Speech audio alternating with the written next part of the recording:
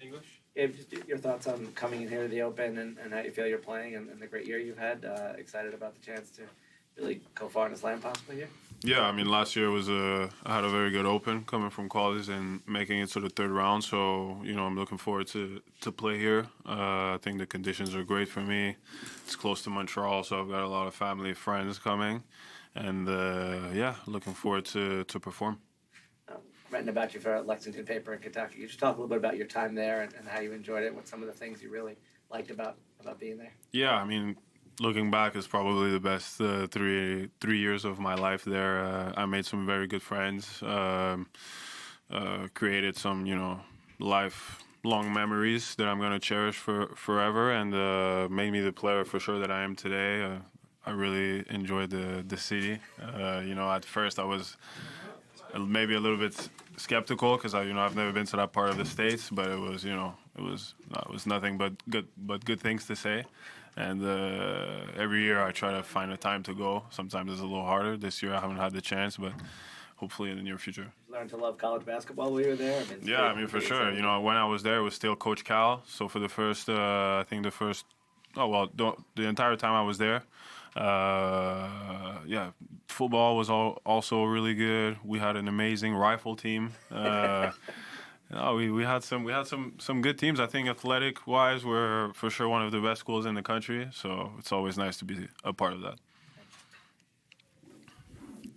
Can I just ask you about the Davis Cup tie against Israel? I understand there's been a few protests about that back home. I'm just wondering if that's something you're aware of and what your thoughts are on that.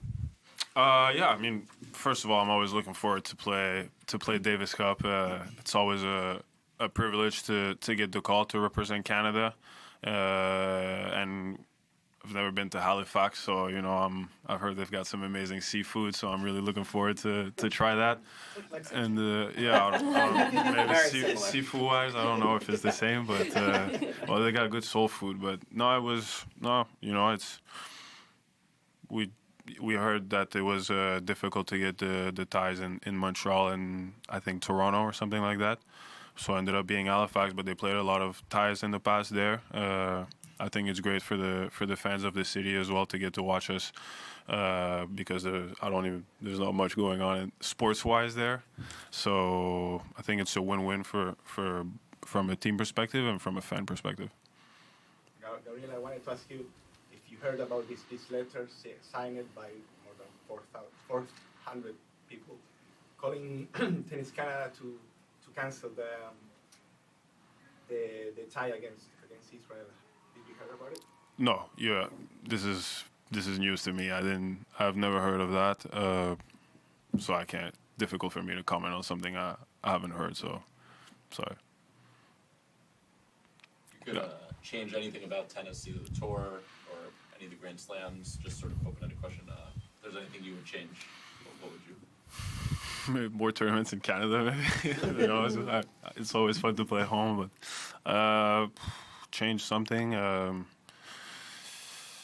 I mean, coming from college tennis, maybe like team format, maybe more of those that could count for points. I know that there's the United Cup, which is nice, and maybe one or more two events during the year that could bring some ATP points and just give it a little bit of a change than the formula that we have currently. But otherwise, it's my third year, and I've had a blast playing on tour. And yeah, if I could change one thing, maybe more team events and stuff like that. A bit of a random question, but watching players practice, it's always a bit amusing to me when the practice hour's over and another player comes on court. And sometimes, the player on court clearly doesn't want to get off and still has things to do. Has that ever been have you experienced where that's? It's some people abuse their time. It's 1 hour and they push it to 105, 110. But I'm Canadian, so I hate confrontation. So I just let people play.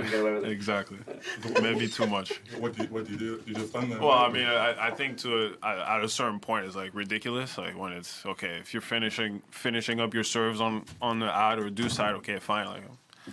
I don't think at this stage I don't think it's gonna make a difference how you're gonna play. The work is done before in the off season when you have 2 weeks off and you're really building. I think that's where most of the work is done. So I'm not a believer that if you hit one more serve perfectly, it's gonna make you serve lights out in the match. So, but if it makes you feel better, go for it.